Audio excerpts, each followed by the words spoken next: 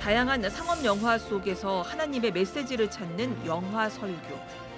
꿈이 있는 교회 하정환 목사는 영화 설교로 청년들을 만나고 세상과 소통해왔습니다. 작은 교회들에게도 영화 설교의 방법을 전하고 싶다는 하정환 목사의 25년 영화 설교 이야기를 들어봤습니다. 목사님 안녕하세요. 네, 안녕하세요. 영화 설교하면은 하정환 목사님 딱 떠오릅니다. 벌써 예. 한 25년 되셨다고 네, 말씀 네. 들었는데요. 얼마나 많은 영화를 그동안 설교로 담아오셨어요? 한 800편 정도 한 것 같습니다. 혹 매번 설교를 준비하실 때마다 그러면은 영화를 보면서 준비를 하시나요? 그렇죠. 원래는 영화를 젊은 청년 시절 때는 영화를 엄청 좋아해서 많이 봤죠. 근데 지금은 뭐 영화극장에서 보는 경우는 1년에 한두 차례밖에 안 됩니다. 보통 영화 설교를 위해서는 영화가 정해지면 그때부터 그 영화를 보면서 준비를 하는. 처음에는 영화 설교를 왜 시작하시게 된 거예요? 원래 제 전공이 제자훈련입니다. 그래서 시카고에 있는 트리니티라는 신학교에서 제 선생님이 로버트 콜만 교수님이신데 그분 밑에서 제자훈련을 공부했죠. 근데 제가 늘 관심 갖고 있는 것이 그러면 제자훈련은 제자훈련을 할 대상이 있어야 되잖아요. 근데 교회로 청년들이라든지 교인들이 안 들어오는 거예요. 그럼 어떻게 들어오게 할 수 있을까? 당연히 문화적인 접근 외에는 달리 방법이 없거든요. 아니면 이제 관계전도든지. 근데 그걸 가장 고민하고 있었는데 그 당시에 윌로우 크릭 교회라고 시카고 에어리에 있었어요. 근데 윌로우 크릭 교회 갔더니 구도자 예배, 시커 서비스라는 구도자 예배를 드리고 있더라고요. 그게 이제 앞에 스킷 드라마라는 드라마와 그다음에 설교 이런 방식이었는데 굉장히 충격적이었어요. 그래서 99년도에 교회를 개척하면서 처음에는 드라마 예배를 시작했어요. 근데 시간이 가면서 어느 날 영화가 너무 좋은 소위 도구였기 때문에 우연히 이제 타이타닉으로 영화 한 클립을 사용해서 썼는데 너무 효과가 좋았던 거예요. 그래서 그때부터 이제 전체적인 배분이 영화 쪽이 좀 많아지고 드라마가 적어지고 하다가 지금은 뭐 영화 설교가 주된 설교 방식이 된 거죠. 목사님의 기억에 남는 설교 혹은 반응이 너무 좋았다 하는 영화 설교가 있을까요? 많죠.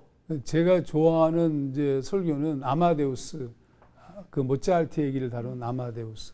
근데 아마데우스는 이렇게 그 살리에리하고 모차르트의 갈등을 다룬 영화거든요. 네. 이제 살리에리는 하나님을 높이고 싶은 마음이 있어요. 근데 하나님도 높이고 그다음에 나도 유명해지고. 그러니까 하나님 저를 축복해 주셔서 좋은 작곡가가 되게 해 주시면 제가 하나님께 영광을 돌리겠습니다.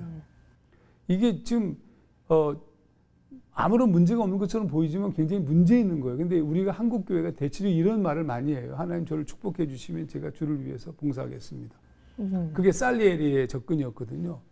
그래서 열심히 해가지고 궁정음악가 왕의 선생님까지 돼요. 근데 어느 날 보니까 모차르트라는 인물이 나타난 거예요. 너무 유명하고 너무 기가 막힌 음악을 연주하는데 하나님과 별로 관계가 없고, 그리고 뭐 영화 속에서는 술, 여자 탐닉하고 방탕해 보이죠. 그게 너무 이상한 거예요.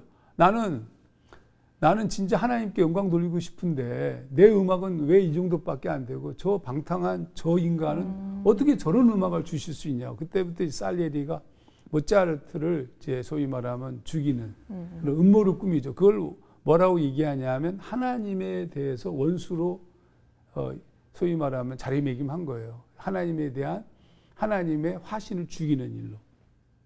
제가 그 부분에서 너무 감동을 받았어요.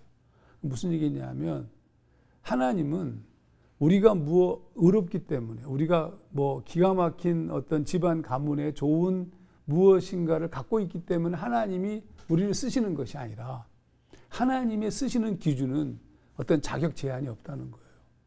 그러니까 아무리 모자라고 부족하더라도 하나님께서 쓰신다.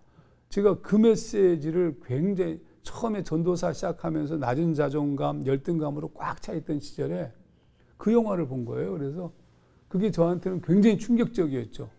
그래서 그때부터 이제 제 삶의 방법 자체가 달라졌던 거고요.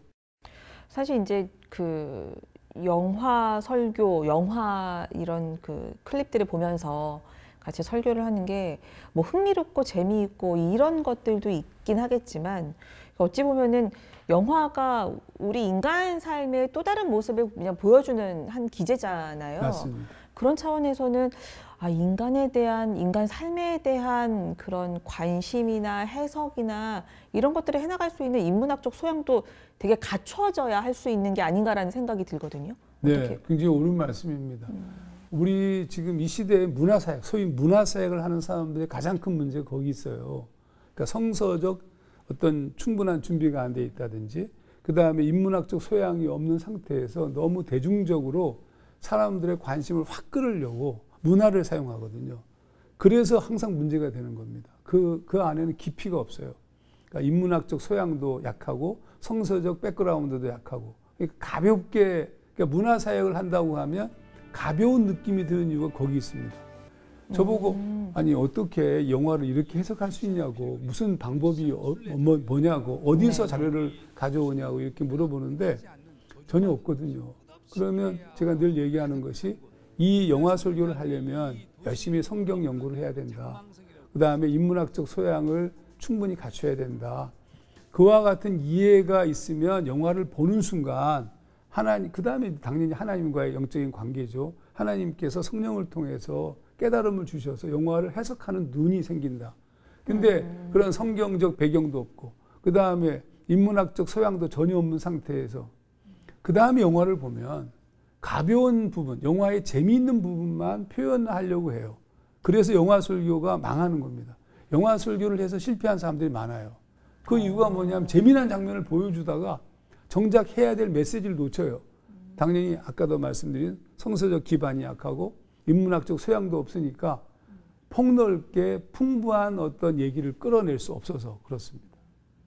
어떻게 이 대중문화나 이런 사회문화가 흘러가는지의 흐름을 누구보다 잘 아실 것 같은데 어떻게 보세요? 요즘 한국 사회의 문화를.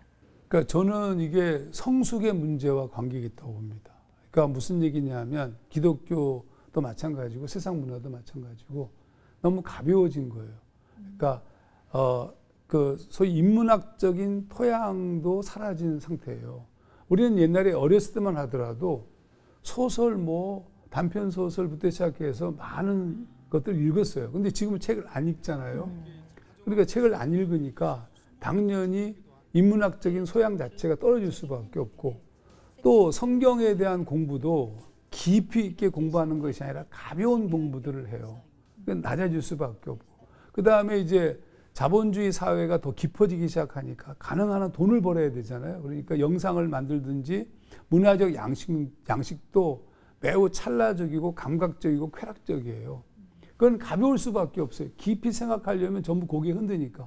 그게 대표적인 현상으로 나타나는 것이 쇼트 현상이거든요. 짧은 영상들, 임팩트 주고 빠져나가잖아요. 그러면 전체 맥락을 보지 못하니까 긴 호흡으로 책을 읽고 긴 호흡으로 생각하는 것이 사라진 시대가 된 겁니다. 그러면 그것에 맞춰서 문화적인 형상도 그렇게 흘러갈 수밖에 없고, 정치, 뭐 경제 모든 영역도 다 이렇게 한번 치고 빠지는 식으로 전체가 다 바뀌기 때문에 굉장히 위험한 시대가 된 거죠. 이런 문화 흐름 속에서 교회가 어떤 태도를 취해야 될까? 그동안 대응을 잘못했죠. 그동안은 against culture, 리차드 닐버가 얘기한 그리스도 문화에서 얘기한 적대적 방법을 택했어요. 문화에 대해서. 그래가지고 이제 뭐 문화는 뭐 사탄의 뭐 영향력 아래에 있다, 뭐 이런 방식의 접근을 택했죠. 그래서 영화 보지 마라, 그 음악 뭐 CCM 외에는 듣지도 마라, 이런 식으로 전부 다 막는 바람에 어느 날부터인가 대중문화를 비기독교인들이 전부 가진 거예요. 그런데 그 사이에 천만 영화가 등장했다는 말은 세상 문화가 이미 세상을 지배하고 그 세상 속에 크리스찬이 있기 때문에 같이 지금 넘어간 상태예요. 그럼 방법이 없잖아요. 지금 방법이 없어요. 우리가 이제 세상 문화를 만들되 그 속에 하나님의 메시지를 담는 방식들을 배워야 된다고 봐요. 그건 만드는 사람들이. 만드는 사람들이. 예를 들면 저희들이 어떤 영화를 만들었었냐면 영화 설교 오래 하다 보니까 영화를 만들고 싶어져요. 그래서 첫 번째 만든 단편 영화가 버스라는 영화였어요. 그건 살인하지 말라는 주제를 가지고 아버지 하나님께서 아들 예수를 죽음으로 내어놓은, 어떻게 보자면 세속적 관점에서 보면 살인자잖아요. 왜 자기 아들을 죽이기까지 우리를 사랑했는가에 대한 메시지가 육계명입니다. 사실 재해석했을 때. 그걸 담아서 만든 영화가 버스예요. 근데 그 버스가 부산국제영화제에서 경선작으로 선정됐거든요. 그건 기독교 영화는 안 봤죠. 기독교 영화가 아니라는 거예요. 그러면. 그러니까 그 안에 메시지를 심었어요. 그 다음에 설교할 때는 그 얘기를 가지고 풀어서 설교하는 거죠. 그래서 저는 개인적으로 이제 세상 문화, 그림을 그리든지 노골적으로 그림을 물론 십자가, 예수님 얼굴 이렇게 그리는 기독교 미술도 있지만 그것도 중요하죠. 네, 중요하지만 숨겨져 있는. 그래서 보면서 기도하고 그 사람의 영성이 그 속에 들어가 있어서 세상이 볼 때 그 속에서 하나님을 느낄 수 있는 어떤 통로가, 힌트가 잡힐 수 있도록. 그럼 이건 굉장히 중요한데 설명할 때 얘기를 할 수 있어요. 이제는 어떻게 그 안에 기독교적인 코드를 담은 영화를 만들 것인가, 여기에 좀 노력을 기울여야 되지 않을까. 목사님은 영화 설교 이제 계속 하실 거죠, 영화 설교? 그럼요. 네. 근데 목사님만이 아니라 이 영화 설교를 좀 더 한국교회, 많은 한국교회에 또 목사님들에게 나누고 싶은 마음도 있으실 것 같은데, 영화 설교를 좀 확산할 어떤 계획 같은 것도 좀 갖고 계실까요? 저는 한국교회가 지금 고사 직전에 있다고 봐요. 지금 미자립 교회들이 너무 많아지고 웬만한 교회들은 지금 견딜 수 없잖아요. 어떻게 목회할 방법이 없어요. 특히 코로나를 지나면서 더 심각해진 거예요. 코로나를 지나면서 미디어가 강한, 잘 준비된 교회들이 다 흡수해버렸어요. 우리는 내용이 있을지라도 안 되거든요. 그러면 뭔가 특성이 있어야 되는데, 저는 영화 설교가 방법론이라고 봐요. 영화 설교는 저작권 문제 때문에 본 교회에서만 들을 수 있어요. 유튜브 같은 데 안 올리고. 안 됩니다. 다 걸리니까. 그러니까 그래서 제가 800편 설교를 이제 전부 다 이제 뿌리려고 그래요. 그러니까 이제 원하는 교회들과 준비된 교회들이 되면 그 교회들에게 제 설교를 주려고 그럽니다. 그러면 그분들이 그걸 보고 그대로 설교할 수도 있겠지만 좀 익숙해질 때까지는. 그러나 이걸 참조로 해가지고 각색해도 되고 편집해도 되고, 그러면 작은 교회라 할지라도 교회 오기 쉬워지죠. 저희들이 특별한 전도를 안 하는데, 예를 들면 우리 목사님이 이번 주에 탑건 매버릭으로 설교하는데 한번 오지 않을래? 오고 싶죠. 내가 진짜 좋아했던 영화인데 도대체 무슨 말씀을 하실까 궁금하잖아요.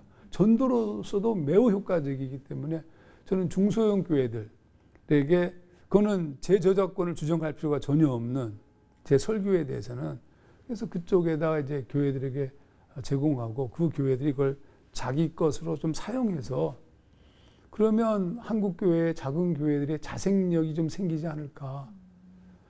저는 하나님께서 저한테 주신 부르심이 거기에 있다고 봐요. 제가 2명을 드리고 종로 한복판에서 교회를 개척해서 지금까지 왔거든요. 그러면 그 과정에서의 모든 어떤 방법론들이 전부 정리가 돼 있어요. 그래서 이제 앞으로 저희 남은 시간들은 한국 교회에, 특히 작은 교회, 어떻게 해야 좋을지 모르는 교회들을 돕는 역할을 하고 싶고, 거기에 매우 중요한 수단으로 영화 설교, 그리고 그 다음에 제자 훈련을 통한 영적 성숙으로 나아가는 방법까지 전부, 그게 제 마지막까지 걸어갈 어떤 부르심이라고 생각합니다. 조금 구체적인 계획을 좀 갖고 계세요? 있습니다. 어떻게 진행을 하실지. 네. 그래서 지금 저희가 뭐 원데이 컨퍼런스든지 아니면 영화 설교 워크숍이라든지 이런 방식을 통해서 우선 영화 설교에 대해서 관심을 갖고 하기 원하는 사람들을 좀 교회들을 찾고, 목회자들이 정해지면, 지금 저희 계획은 올해 한 10교회 정도 많으면 표본으로 선택해서 거기에 이제 우리 영화 설교, 그 다음에 교회로 들어오면 어떻게 양육해야 되는지에 대한 방법론까지, 그리고 성숙에 이르는 과정까지 저희들이 하는 훈련은 한 2년 반 정도 매일 하는 훈련의 구조를 택하거든요. 그것들을 좀 접목해서 할 수 있도록 좀 해보게 하고 그런 노하우도 좀 예, 알려주시고 전체를 다 같이 매번 토론하면서 그 방향성을 찾아가고 거기서 이제 한 1년에서 2년 정도의 실험 단계를 거치면서 효과가 보이면 일단 한국교회 전체에 특히 중소형 교회가 나갈 수 있는 어떤 방법론으로 제시하는 것이 이제 제 계획입니다. 이걸 통한 작은 교회들, 미자립 교회들을 어찌 보면 또 제자화 네. 하는 한 과정일 수도 있겠어. 예. 저는 요즘 목회자들에게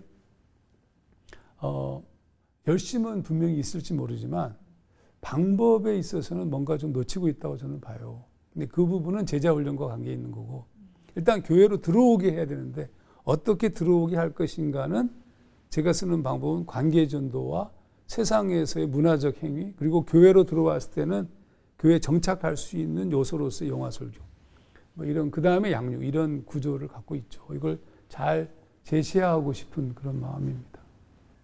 계속 교인들이 감소하고 있고 그러면서 세상의 문화는 더 악해지고 있는 상황인데 그 가운데서 목사님이 가지고 오셨던 문화적 접근 그리고 깊이 있는 제자도적 접근 이런 것들이 좀 한국 사회에 잘 전해질 수, 한국 교회에 잘 전해질 수 있었으면 좋겠습니다. 오늘 말씀 감사합니다, 네, 목사님. 고맙습니다.